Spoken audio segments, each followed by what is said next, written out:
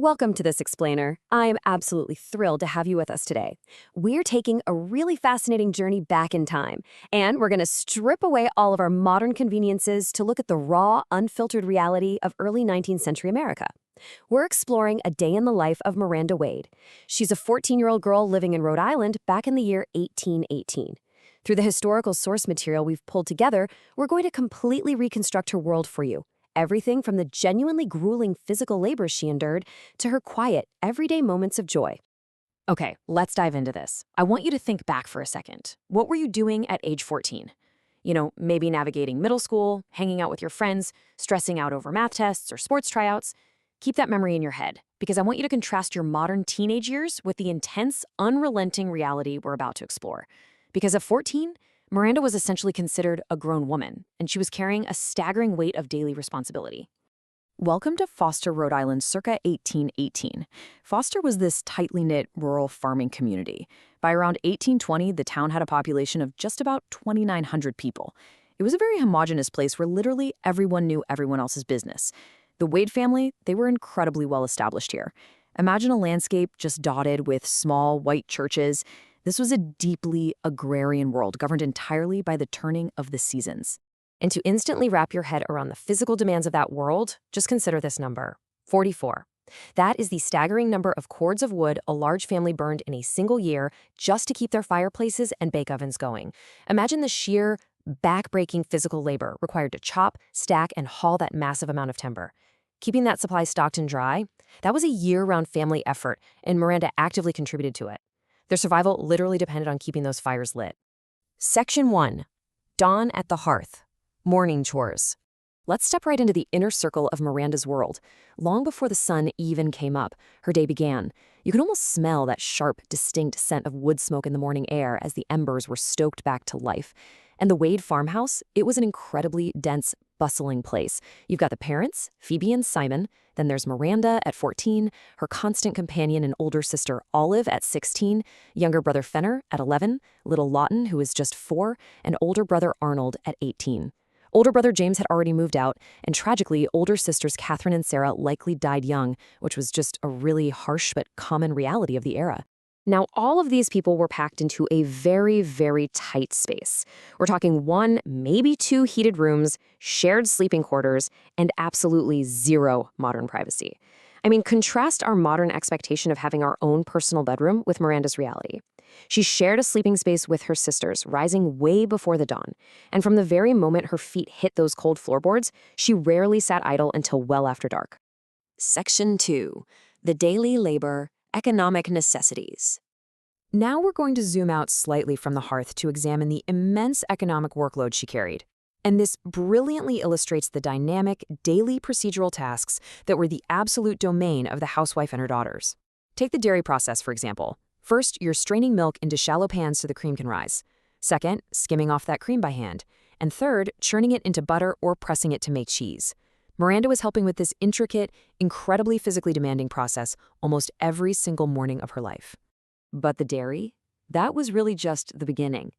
Her daily survival chores were absolutely relentless. Stoking fires, pounding sugar, baking bread in a hot brick oven, tending a garden full of vegetables and medicinal herbs, feeding the poultry, collecting the eggs, and on top of all of that, she's constantly minding 4-year-old Lawton. You have to remember, every single meal required real labor from start to finish. There was no running down to the grocery store if you forgot something. And because mothers had children over a 20-year span, older daughters like Miranda were near constant shadows and caregivers to their younger siblings. It was often said at the time that spinning, weaving, and sewing were not optional accomplishments. They were economic necessities. Particularly in the cooler months, Miranda would spend hours at the spinning wheel and the loom. And think about the process. To even begin sewing, they first had to shear the actual sheep for wool. Literally every single shirt on her brothers' backs, every blanket on their beds, likely passed through the worn hands of the Wade women. Section 3. A Practical Education. Learning to Survive. Let's shift our focus for a moment from physical labor to the mind. How exactly was a 14-year-old girl educated back then? Well, her formal academic schooling was starkly limited. It was usually just a few winter months when the farm chores finally slowed down. She learned to write a plain hand, do some basic sums, and read, primarily from the Bible. Academic ambition just wasn't encouraged for girls. But her practical education? Oh, wow. By 14, Miranda was a total master of agrarian and domestic sciences. She knew herbal medicine, dairy management, complex textile production, and food preservation. Her true education was vast, and it was the exact knowledge her family literally needed to survive.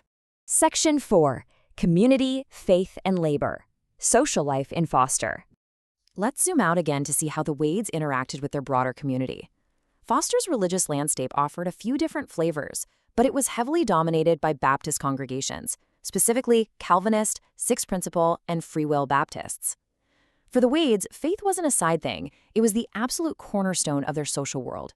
Church attendance was absolutely not optional. Sunday was a strict day of rest from farm labor, featuring incredibly long services by our modern standards. But it was also the absolute center for community news, milestones, and socializing. In rural Rhode Island, work and socializing were deeply, deeply intertwined. Cooperative labor gatherings like barn raisings, harvestings, huskings, and quilting bees. These were the social highlights of the calendar. At quilting bees, the women didn't just sit and sew. They exchanged news, they shared recipes and home remedies, and they taught their daughters new techniques. It served as a vital, informal school of womanhood and friendship for a girl like Miranda. Now, what's really interesting about this tradition is how it injects a little bit of youthful charm and romance into all of this grueling hard work. At the autumn husking bees, the men would husk the corn while the women prepared a massive feast. And the golden rule was, if a young man found a red ear of corn in the pile, he could claim a kiss from a girl. At 14, Miranda was finally old enough to participate fully in these lively gatherings, serving food alongside her mother and, surely stealing a few glances across the barn. Section 5. Finding Joy in 1818. Seasonal Pleasures. I want to make absolutely sure we highlight that life wasn't exclusively grueling work and solemn church services. They found distinct, really beautiful ways to have fun, and it was strictly tied to the seasons. In the winter, imagine the sensory thrill of strapping simple iron blades to your boots and just gliding across a frozen pond, or racing down Foster's snowy hills on homemade wooden sleds. And in the summer, picking wild blueberries, raspberries, and strawberries. It gave Miranda a rare, wonderful excuse to escape the farmstead and just wander freely in the woods with her sisters and her friends. Music was also everywhere, singing hymns in the parlor or dancing to a neighbor's fiddle.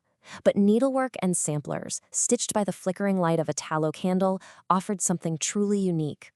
Stitching a sampler with letters and decorative motifs was one of the very few ways a 14-year-old girl in 1818 could personally express her own individual art and creativity during those long, cold winter evenings.